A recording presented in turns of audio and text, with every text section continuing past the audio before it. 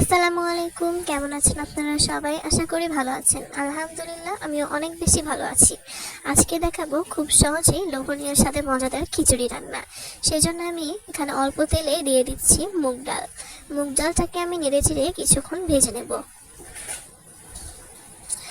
আজকের রেসিপিটি আমি মুগ ডাল দিয়ে করছি। আপনারা চাইলে অন্য ডাল দিয়েও করতে পারেন, তবে মুগ ডাল দিয়ে খিচুড়ি রান্না করলে খেতে কিন্তু ভীষণ মজার হয়।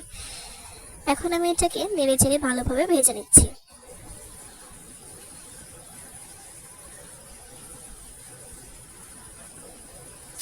এইভাবে কিছুক্ষণ নেড়েচেড়ে আমি ভেজে নেব। তো এই তো ভেজে নেওয়া কিন্তু প্রায় হয়ে গেছে। এখন আমি একটা পাতিলে নিয়ে নিচ্ছি পরিমাণ মতো চাল, তাতে দিয়ে দেব কয়েকটা রসুন কুচি আর দিয়ে দিচ্ছি মরিচের ফালি, সাথে দিয়ে দেব পেঁয়াজ কুচি।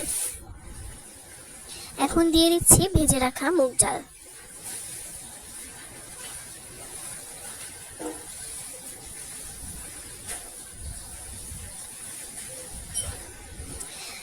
এখন আমি এটাকে কিছুক্ষণ নেড়েচেড়ে মিশিয়ে নিচ্ছি আর দিয়ে দেব হলুদের গুঁড়া, ধনিয়া গুঁড়া, স্বাদ মতো লবণ। এখানে আমি নিয়েছি আদা এবং জিরা আমি একসঙ্গে বেটে নেব। আর এখানে দিয়ে দিচ্ছি লবঙ্গ, গোলমরিচ, দারচিনি এবং এলাচ। এই তো বেটে নেওয়া হয়ে গেছে, এখন আমি দিয়ে দিচ্ছি।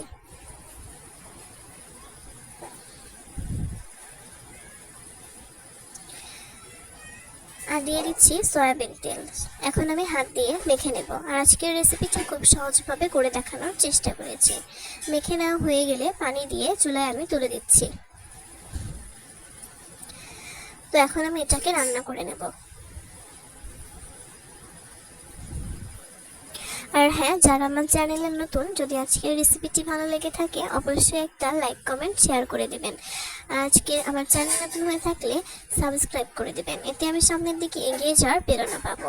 আর হ্যাঁ, এভাবে কিন্তু আমি খিচুড়ি রান্না করে নেব। আর এইভাবে রান্না করলে খিচুড়িটা কিন্তু অনেক বেশি ঝরঝরে হবে। এই তো আমি আবার ঢেকে দেব। কিছুক্ষণ পর ঢাকনা তুলে দেখতে পাচ্ছেন কত সুন্দর হয়েছে। এভাবে কিন্তু কিছুক্ষণ রান্না করে নিতে হবে। আমি একটু নেড়ে চেড়ে দিচ্ছি। আর আজকে আমাদের এখানে বৃষ্টি হচ্ছিল জন্যই কিন্তু আজকে আমি খিচুড়ি রান্না করেছি। আর আজকের রেসিপিটি খুব সহজভাবে দেখানোর চেষ্টা করেছি।